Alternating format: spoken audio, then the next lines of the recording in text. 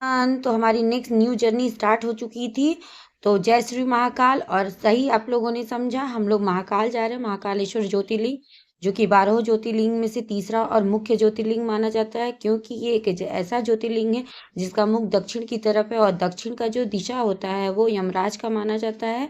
तो महाकाल के दर्शन करने से ही आपको जो है कि जो मृत्यु का भय रहता है उससे मुक्ति मिलती है, और जो मृत्यु के पश्चात जो यातनाएं दी जाती हैं उससे भी मुक्ति मिलती है। तो हम लोग पहुंच चुके थे उज्जैन महाकाल के दर्शन करने के लिए, और ये है भस्म आरती की लाइन।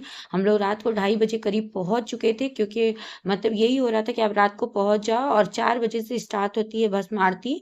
और यहाँ पे देख रहे हैं ना कितनी भीड़ है। और रिद्धू भी बेचारा थोड़ा सा बच्चा है तो थोड़ा सोया था, और नहीं भी सोया था तो उससे थोड़ा सा चिड़चिड़ा रहा था। और ये हम लोग वहां पे पहुंच चुके थे मंदिर, और ये देखो महाकालेश्वर मंदिर का प्रांगण पूरा। और रात के टाइम हम लोग यहाँ पे वेट कर रहे थे बहुत ज्यादा। और रिद्धू भी अपना, ऐसा आप मत सोचना कि मैं उसको मोबाइल देती हूँ, नहीं, वो बहुत कम यूज करता है मोबाइल। और ये देखो रात के एकदम अंधेरे में हम लोग लाइन, और लाइन भी इतनी ज्यादा लंबी थी। और ये देखो मेरी सासू माँ, सब लोग, हम लोग पूरे लोग लाइन में लगे हुए थे। और ये रात के करीब 3:30 बज रहे थे, क्योंकि 4 बजे के करीब से महाकाल की भस्म आरती स्टार्ट हो जाती है।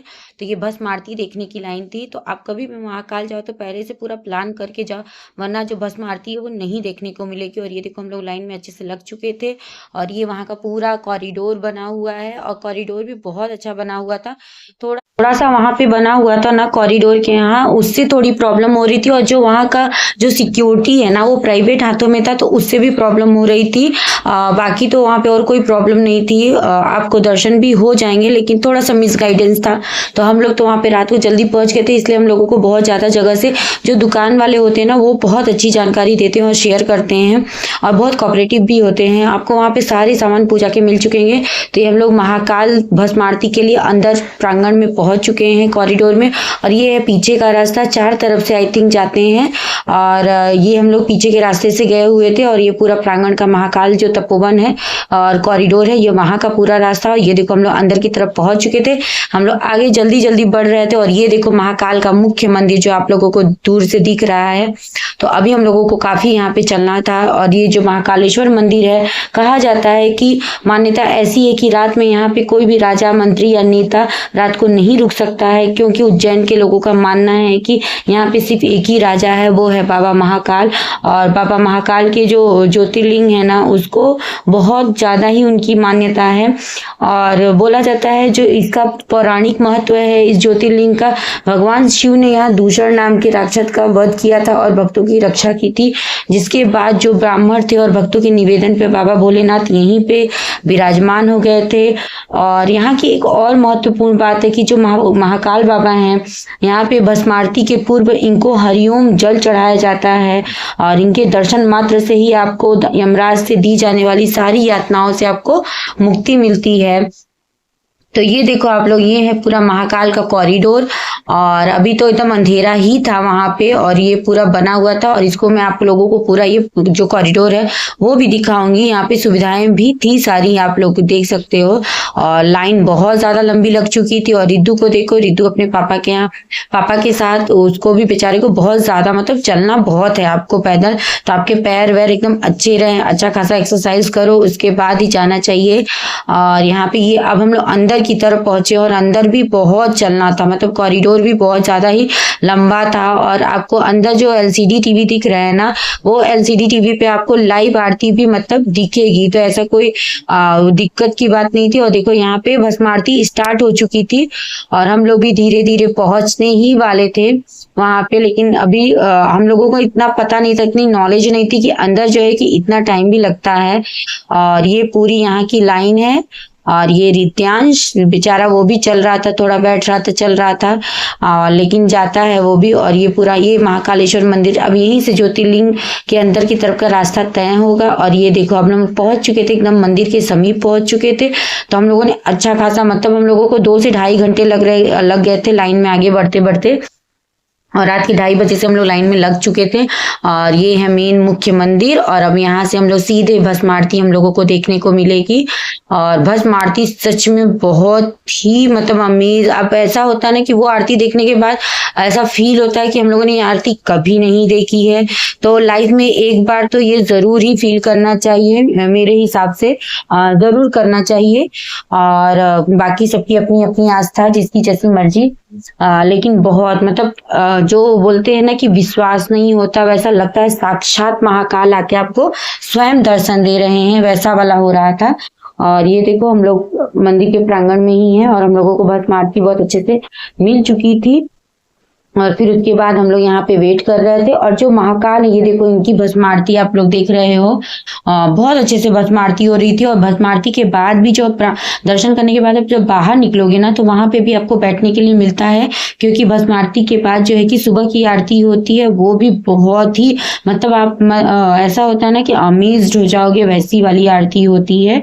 तो हम लोगों को तो दर्शन बहुत अच्छे से हुए थे। टाइम तो हम लोगों को लगा, लेकिन दर्शन बहुत, हम लोग पूरी रात जागे थे सिर्फ ये दर्शन करने के लिए। और बहुत टाइम के बाद महाकाल हम लोग पहुंचे थे, और ये उनका पूरा श्रृंगार हो रहा है। और वो जो भस्म होती है ना, वो जो बेलपत्र चढ़ाए जाते हैं, और उनकी होती है, चंदन की होती है, और उसमें बहुत सारे मिक्स रहते हैं। ऐसा नहीं है कि शमशान की ही राख का होता है। और जो ये महाकाल ज्योतिर्लिंग है, ये 3 भागों में बांटे हुए हैं। ओंकारेश्वर ज्योतिर्लिंग, महाकालेश्वर ज्योतिर्लिंग, और नागचंद्रेश्वर ज्योतिर्लिंग। और ये देखो हम लोगों को दर्शन हो चुके थे। आज हम लोग को महाकाल के बहुत अच्छे से दर्शन हो गए। और अब हम लोग दर्शन करके जा रहे हैं हरसिद्धि माता की तरफ दर्शन करने के लिए। तो आप लोग भी बने रहिए ब्लॉग में, और देखिए और आगे आगे कौन कौन सी जगह पे जाके दर्शन करते हैं। तो हम लोगों को जो सुबह की मॉर्निंग आरती होती है, वो भी देखने को मिला। और उसके लिए LCD टीवी लगी हुई थी, तो आप बाहर ही बैठ के वहाँ पे जो आरती होती है वो देख सकते हो। और सच में आरती देखने के बाद ऐसा लग रहा था कि महाकाल स्वयं वहाँ पे पधारे हुए हैं। और एकदम मतलब रौद्र रूप आपको देखने को मिलता है, वैसा आपको कोई भी ज्योतिर्लिंग के दर्शन में नहीं दिखता। और ये देखो उसके बाद हम लोग निकल चुके थे महाकाल लोक की सैर करने के लिए। और ये बहुत ज़्यादा ही बड़े में बना हुआ है। आप चाहो तो वहाँ पे टिकट कटा के वहाँ पे गाड़ियाँ भी मिलती हैं। तो ये देखो यहाँ पे विभिन्न विभिन्न जो अवतार हैं शिव जी के, वो सब बने हुए थे यहाँ पे। और सारे अवतारों को अच्छे से यहाँ पे विवेचना और उल्लेख भी किया गया था यहाँ पे।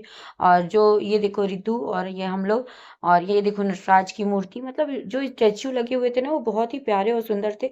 और बहुत ही फोटोजेनिक था। और वहाँ पे बहुत सारी चीज़ें, ऐसे पेड़ पौधे भी बहुत अभी बन रहे थे, लग रहे थे हम लोग जब गए थे। अभी तो पूरा आई थिंक बन गया होगा। तो ये देखो यहाँ पे और भी सारी चीज़ें हैं जो एक्सप्लोर, और वहाँ बकायदा सबकी कहानी कथा सब लिखी हुई थी। तो आप अच्छा खासा टाइम निकाल के जाओ, ताकि थोड़ा सा टाइम आप महाकाल लोक में भी रह सको। और ये देखो माता पार्वती गणेश जी के लिए लड्डू बनाती हुई बहुत ही सुंदर लग रही थी, बहुत ही प्यारी लग रही थी। और ये समुद्र मंथन का दृश्य, जहाँ पे स्वयं इन्होंने हलाहल विष लेकर पिया था महादेव ने। तो यहाँ पे बहुत सारी चीज़ों को बहुत अच्छे से निखारा गया है, सारी कहानियों को दर्शाया गया है। और यहाँ पे हम लोग भी पहुँच चुके थे अपनी अच्छी अच्छी पिक्स वगैरह क्लिक करने के लिए। और यहाँ पे और भी सारे आप लोगों को स्टैचू दिख जाएंगे, और काफ़ी बड़ा था। उसके बाद दर्शन करने के पश्चात अब हम लोग इधर से जो मेन गेट है वहाँ से बाहर निकलते हुए, और अगर आपको जल्दी दर्शन करना है तो उसके लिए भी टिकट, मतलब आपको जगह जगह टिकट लेना है। और अच्छा खासा पैसा भी लगता है यहाँ पे दर्शन करने के लिए। आप पैसा खर्च करोगे तो अच्छे दर्शन मिल जाते हैं, ऐसा है भाई यहाँ नियम। तो ये देखो हम लोगों को दर्शन हो गए थे, बहुत अच्छे से दर्शन हुए थे। और टाइमिंग भी लिखा हुआ था कि कब से कब तक दर्शन होता है। और यहाँ पे प्रसाद वगैरह भी सब आपको बाहर से मिल जाएगा, क्योंकि वहाँ पे आपको ज्योतिर्लिंग कुछ भी छूने को नहीं मिलेगा। तो आप प्रसाद या कोई भी चीज़ ऐसे ले जाके कोई मतलब नहीं है। बस सिर्फ भस्म आरती की जो बुकिंग होती है उसमें बैठ के देखने को मिलता है। बाकी जो VIP लोग होते हैं उनको छूने को मिलता है। तो आप दूर से सिर्फ दर्शन कर सकते हो, वैसी वाली चीज़ है। और भस्म आरती के लिए टिकट अलग से कटता है। तो हम लोगों ने भी अपनी टिकट वगैरह ले ली थी, और दर्शन हो चुके थे हम लोग को।